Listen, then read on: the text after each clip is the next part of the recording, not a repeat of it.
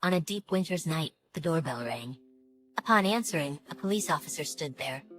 The officer said, "We found your child hiding on your balcony, so she is under our protection." I was confused because my only daughter was sleeping with me and I had no idea what he was talking about. The girl the officer brought looked around 5 years old. Her lips were blue and she seemed to be shivering uncontrollably. I told him, "My daughter is with me."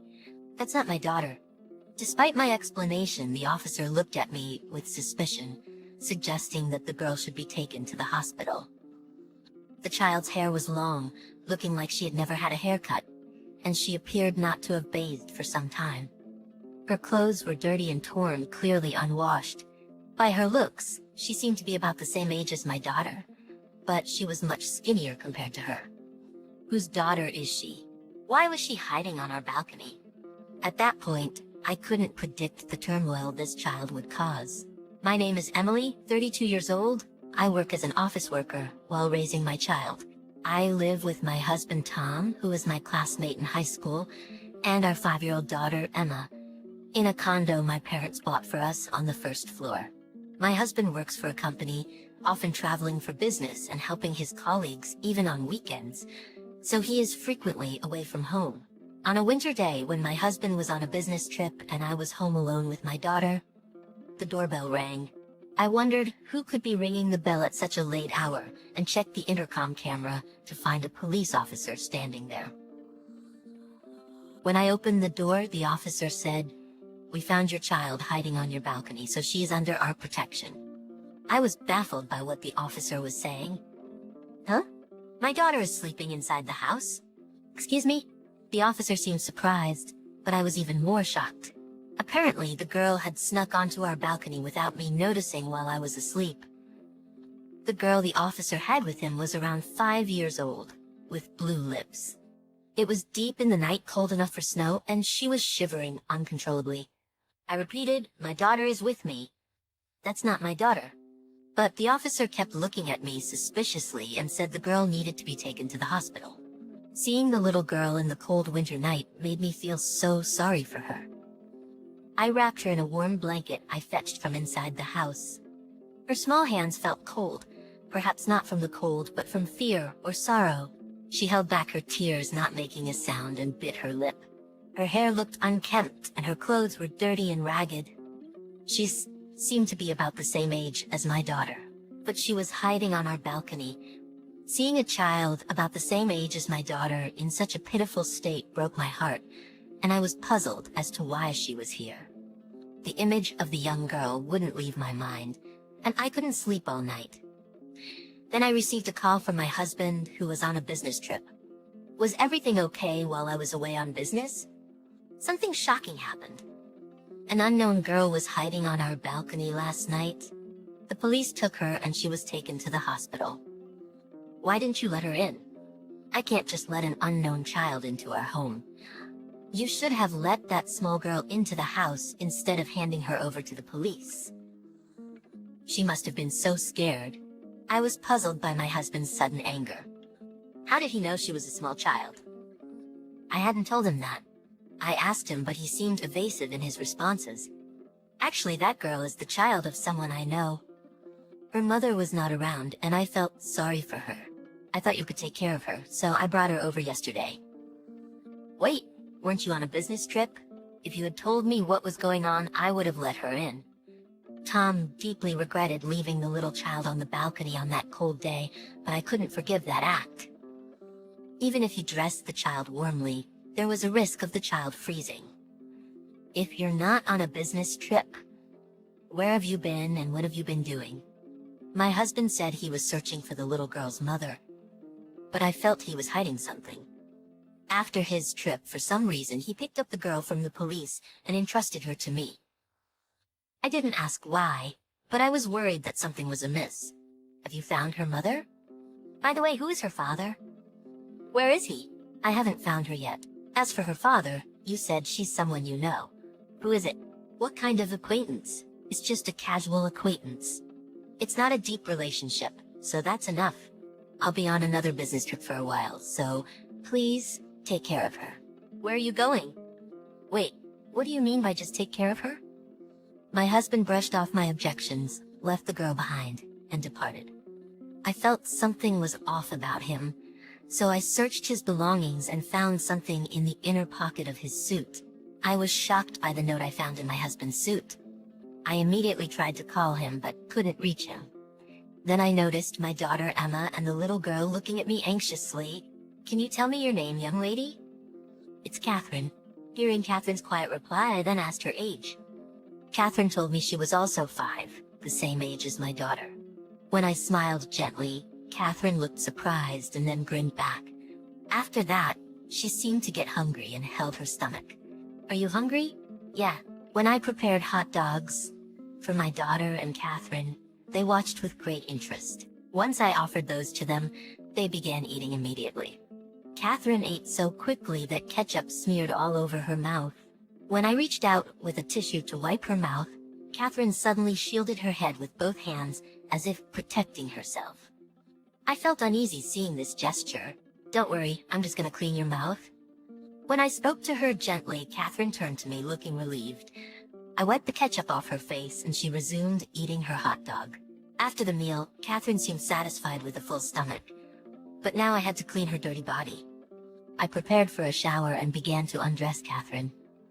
To my shock, I saw numerous bruises all over her body. The sight made me think she might have been hit or pinched by someone. Despite my concern, I tried to maintain a cheerful demeanor. As I was about to wash her, Catherine said, "It's okay, I can wash myself." To my surprise, she began taking a shower with cold water. "What are you doing?" "That's just cold water," I asked.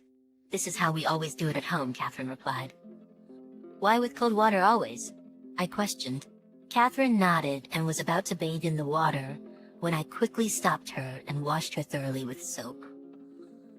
Afterward, as she took a hot shower, Catherine murmured, "It's warm," and smiled happily. After the shower, Catherine shared that she rarely bathed at home, and when she did, her mother would tell her to wash with water.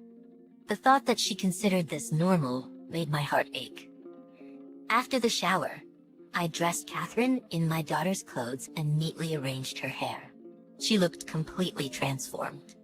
My daughter and Catherine looked so much alike, almost like sisters.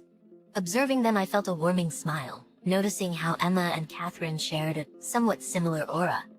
It was evident that Catherine, a very obedient and quiet girl, was starving for a mother's love. She would quietly approach me while I was cooking, gently tugging at the hem of my skirt in a playful manner, giving sweet smiles and holding my hand tightly while sleeping. Emma also adored Catherine very much, and the two became closer, appearing like real sisters to anyone who saw them. A week had passed, but I had yet to receive any contact from my husband Tom, and I was worried beyond words. Tom had mentioned that he knew Catherine's mother, but that wasn't reason enough to keep looking after a small child indefinitely. Unable to contact Tom, I thought about what lay ahead for Catherine and consulted the police. With the police's assistance, Catherine was placed into protective custody in a facility. Watching Catherine, tears streaming from her big eyes, repeatedly looking back at me as she was led away by facility staff, a painful feeling spread through my chest. 9 years passed, and I was living with my parents, my daughter Emma and Catherine, at our family home.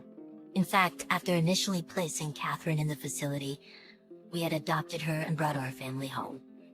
My parents warmly welcomed Catherine, who had come to us by fate, treating her like their true grandchild. The two girls grew up beautifully as sisters, and Emma and Catherine even fulfilled their dreams of becoming models, recently becoming popular enough to appear in magazines as beautiful sister models. Stepping into the glamorous world, they pursued further success, radiating lively smiles. One day, the intercom of my family home rang, and when I opened the front door, I saw Tom, looking ragged, standing there with an unknown woman who introduced herself as Karen. To avoid being seen by the neighbors, I invited them inside, where sitting on the living room sofa, they suddenly began to speak. "Catherine is my child." Tom, who had cut off contact for 9 years, appeared suddenly, not apologizing, and these were his first words. I was so astounded that I couldn't say anything. "I thought so. The two of them do look like sisters. Is the mother this Lady Karen next to you?" In response to my question, Tom awkwardly began recounting his encounter with Karen. Karen used to work at a tavern frequented by Tom, and even after knowing he was married, they became close, and shortly after, Catherine was born. Indecisive, Tom struggled to bring up the topic of divorce with me. Consequently, Karen grew tired of child rearing and abandoned it. Desperate, Tom thought of letting me raise the child. It's such a self-serving story, but the surprises didn't end there. So I have a favor to ask. Can you give Catherine back to me? Tom suddenly stood up from the sofa and begged me with tears in his eyes, making an unbelievable request. Do you even realize what you're saying? I accidentally saw Catherine in a magazine and I was shocked. She's become so successful. So what? Are you thinking of playing the mother now after all this time? I am Catherine's real mother. It has nothing to do with you. You've ignored Catherine all this while. It's irresponsible. You haven't acted like a mother at all. While we were exchanging words, Tom now clung to my leg, pleading with a pitiful look. We don't have money now. Please, I beg you, give Catherine back to us. I refuse outright. How dare you count on Catherine's earnings? Disgusting. You're the disgusting one. Aren't you living off the money earned by Catherine and Emma? How rude. All the money the two of them earned is being saved. Catherine is my daughter, and I have no intention of handing her over to people like you. Suddenly, Karen stood up from the sofa and tried to strike me. Her demeanor seemed devoid of reason, and I felt fear. Stop it. What are you doing to Mama? With that, Catherine suddenly appeared. She stood in front of me, arms spread wide in protection, glaring at Karen. Catherine, you've grown up so beautifully. I'm your mom, remember? Let's go home together. You're not my mom. I don't know you. Leave my house. Catherine nestled into my arms and began to cry loudly. It seems she faintly remembers the pain Karen inflicted on her during her childhood. Catherine, that's a misunderstanding. You were just a little child back then. While thinking it pointless for Karen to make such excuses now, I showed her a memo and photo I found in Tom's suit 9 years ago. The memo read, I hate raising a child. I can't love my daughter. If Tom doesn't marry me, I'll abandon Catherine and we'll run away together. The picture showed a young Catherine covered in bruises, accompanied by a doctor's report. And you still consider yourself her mother? Why do you have that? It wasn't my fault. Tom did all that on his own. I was too young to raise a child back then. But as her mother, I'm taking Catherine back.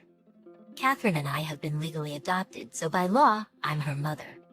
You can't just take her back.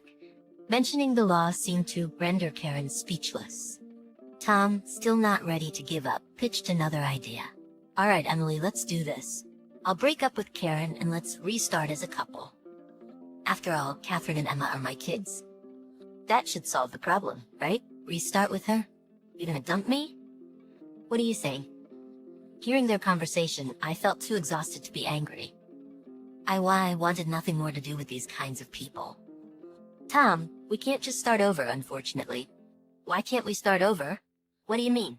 I searched for you for 3 years but couldn't find you. As a result, the court granted me a divorce. The divorce was finalized. What are you talking about? Just as Tom reached out towards me, the sound of police sirens filled the air. My parents had called the police after seeing Karen's attempt to attack me. The police are here. Go home, and never show your face here again. I'm sorry, truly sorry. Forget about Catherine. Just lend me some money. Tom and Karen, showing their disgraceful sides to the end, were taken away by the police. We plan to get child support from Tom and Karen.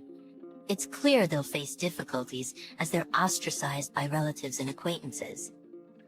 Despite all that has happened, the little girl who once cowered in fear has grown strong. Looking forward to a bright future, filled with dreams, I plan to live happily with my daughters and parents.